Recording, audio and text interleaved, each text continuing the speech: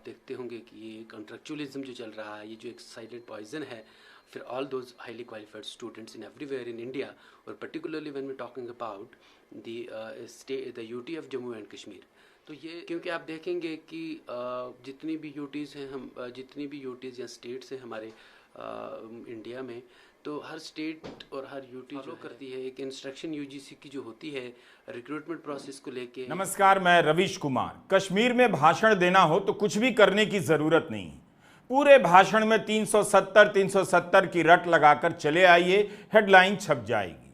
कई बार लगता है कि 370 का राग किसके लिए जपा जा रहा है। इसकी भी हालत राम मंदिर के निर्माण वाले मुद्दे जैसी हो गई है। लोग अपनी समस्याओं पर सुनना चाहते हैं और सरकार 370 और राम मंदिर पर बोलकर निकल जाती है। अमित शाह ने कहा कि जम्मू कश्मीर को आईटी हब बनाएंगे। साथ में यह भी बता देते कि 10 साल में किस किस शहर में भारत में नया नया हब बना है और वह व्यवस्थित रूप से हब की तरह काम कर रहा है, बेढब की तरह नहीं। यह केवल इमारतें नहीं हैं, जम्मू कश्मीर के कॉलेज हैं। ये तस्वीरें पहाड़ और झील के फोटो से काफ़ी अलग हैं, लेकिन इसके भीतर का हाल बता रहा है कि इमारतें ही हैं। साफ आसमान के कारण इनकी खूबसूरती भले निखरती लग रही है, लेकिन क्या आप जान पाते हैं कि जम्मू कश्मीर राज्य का युवा हर दिन जिस कॉलेज में जाता है ताकि पढ़ाई कर सके और कुछ जान सके, आगे के लिए तैयार कर सके, उन कॉलेजों में शिक्षक नहीं है। हम कश्मीर के पहाड़ों पर आहें भरकर चले आते हैं, लेकिन ये देखना भूल जाते हैं कि इन इमारतों के भीतर क्या चल रहा है, लोगों के जीवन में क्या हो रहा है। 370 के अलावा इन कॉलेजों के भीतर पढ़ाई की कैसी हालत है, इस पर भी तो बात की जा सकती है। राज्य में करीब 140 कॉलेज हैं। सारे कॉलेज कॉन्ट्रैक्ट टीचर के भरोसे चल रहे हैं। कॉन्ट्रैक्ट टीचर की संख्या 2500 से लेकर 3000 बताई जा रही है। क्या जम्मू कश्मीर के कॉलेज इन्हीं के भरोसे चल रहे हैं? 10 साल से भी ज्यादा समय से लोग कॉन्ट्रैक्ट पर पढ़ाते हुए मिल जाएंगे। इन्हें अब तक परमानेंट क्यों नहीं किया गया? यहां पढ़ाने वाले टीचर कब तक कॉन्ट्रैक्ट पर पढ़ाते रहेंगे?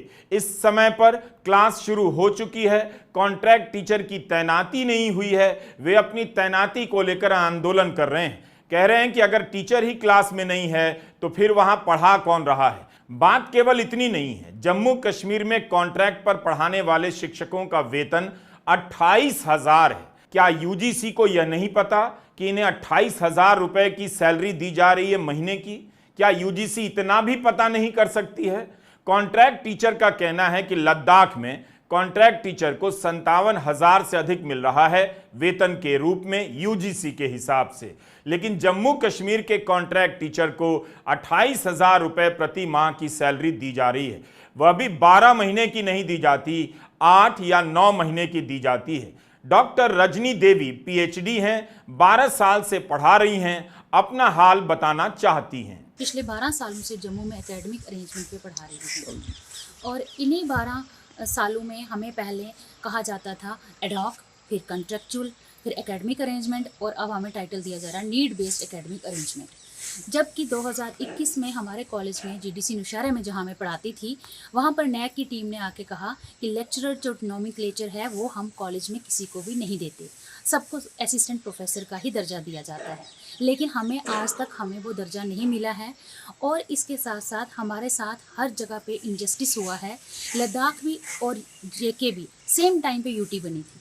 लद्दाख में जो एकेडमिक अरेंजमेंट जो कंट्रेक्चुअल पढ़ा रहे हैं कॉलेजेस में, उनको बेसिक सैलरी 57,700 मिल रहा है और हमें 28,000।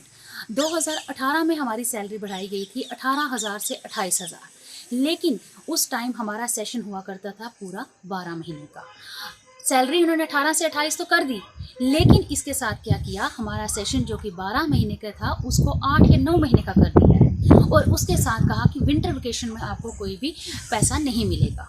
इसी तरह से हर जगह पे हमारे साथ डिस्क्रिमिनेशन होता रहा और हम पिछले 3-3.5 महीने से घर में बैठे हुए हैं। We are highly qualified, PhD किया हुआ है, नेट किया हुआ है हम लोगों ने, लेकिन हर जगह पे हमें डिस्क्रिमिनेशन हो रहा है।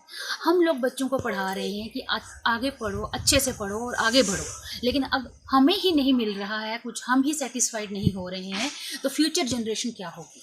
हम लोगों ने बड़ी मुश्किल से मिडिल क्लास फैमिली से निकल के पढ़ाई की ताकि हमारा फ्यूचर सिक्योर होगा। जब लद्दाख के उपराज्यपाल ने कॉन्ट्रैक्ट शिक्षकों की सैलरी बढ़ाकर 57,000 कर दी, जो यूजीसी के मानक के अनुसार है, तो जम्मू कश्मीर के एलजी ने यह काम क्यों नहीं किया? कॉन्ट्रैक्ट पर पढ़ाने वाले शिक्षकों ने उपराज्यपाल मनोज सिन्हा को भी पत्र लिखा है। कितने भाषण आपने अमित शाह के या प्रधानमंत्री मोदी के कॉन्ट्रैक्ट टीचर पर सुने हैं? यही नहीं, 2021 में जब परमानेंट टीचर की वैकेंसी आई, उसे 4 साल में पूरा नहीं किया जा सका, वैकेंसी वापस ले ली गई।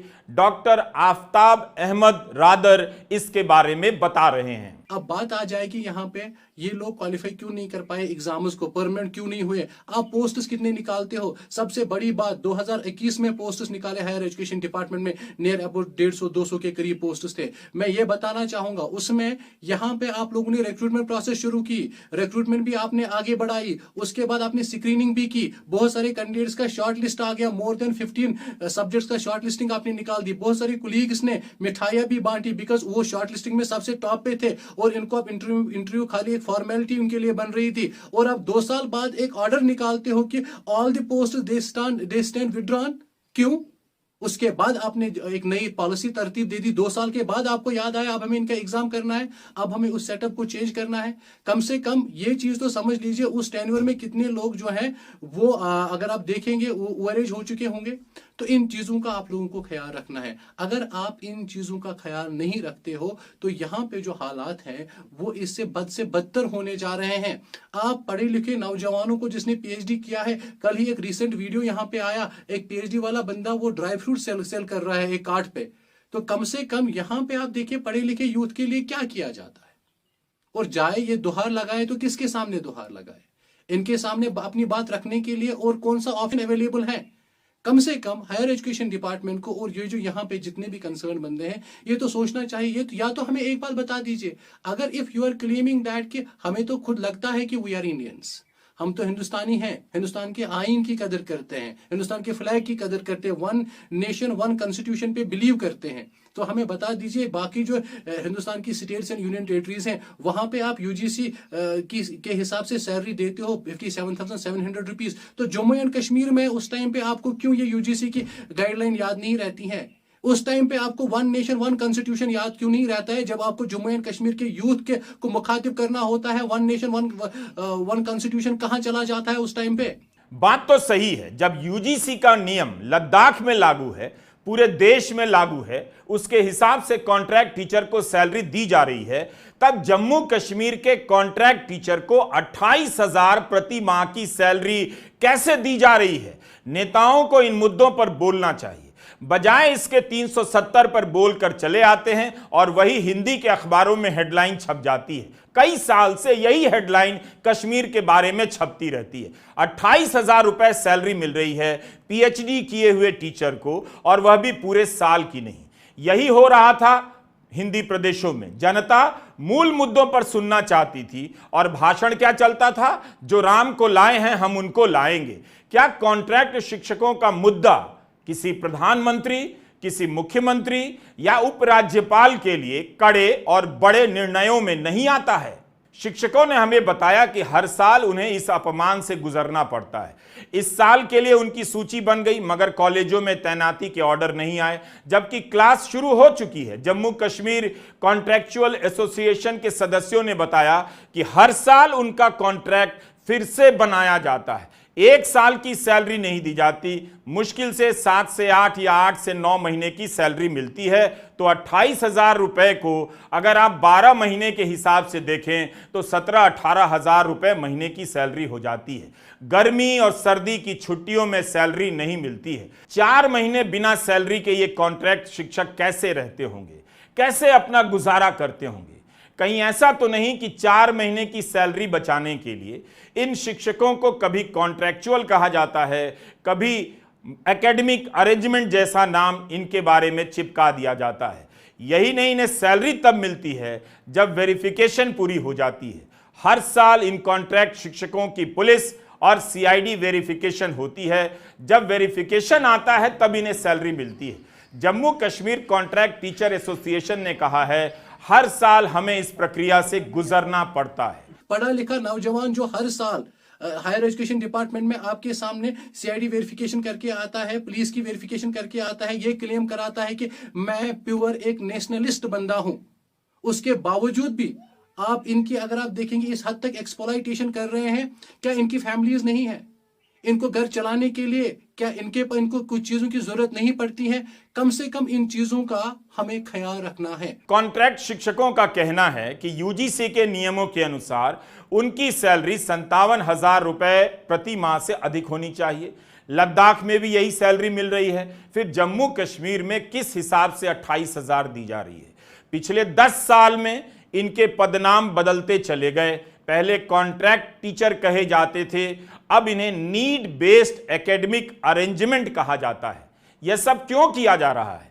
इससे कॉन्ट्रैक्ट के हालात तो नहीं बदल जाते? कहीं सरकार इसके जरिए पैसा तो नहीं बचाती?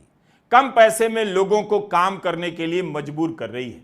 क्या नया नया नामकरण इसलिए किया जाता है ताकि UGC के नियमों को चकमा देकर इनकी सैलरी न्यूनतम रखी जा सके और शिक्षा पर कम से कम पैसा खर्च हो? और उसके बाद जो है हमारा नॉमेनक्लेचर, कभी हम नीड बेस्ड लेक्चरर कहलाते हैं, कभी हम लेक्चरर कहलाते हैं, कभी हम क्या कहते हैं एकेडमिक अरेंजमेंट कहलाते हैं। इन सब चीज़ों को जो है एक स्ट्रीमलाइन किया जाए कि हम हैं क्या असल में, हमारी आइडेंटिटी है क्या। UGC के नॉर्म्स के अकॉर्डिंगली हमें सिलेक्ट किया जाता है, तो हमें जब कुछ हमें कुछ जो मिलने की बारी आती है तो वो हमें क्यों नहीं दिया जाता? हमारी salary basic equal pay equal work क्यों नहीं है हमारे साथ? और हमारा सेशन पूरी साल का क्यों नहीं है? और इसके साथ हमारे साथ बहुत सारे ऐसे भाई हैं जिनकी शादियां हो चुकी हैं, बच्चे हैं उनके, 28,000 में वो महीने का खर्च कैसे चलाएं? उसके बाद जो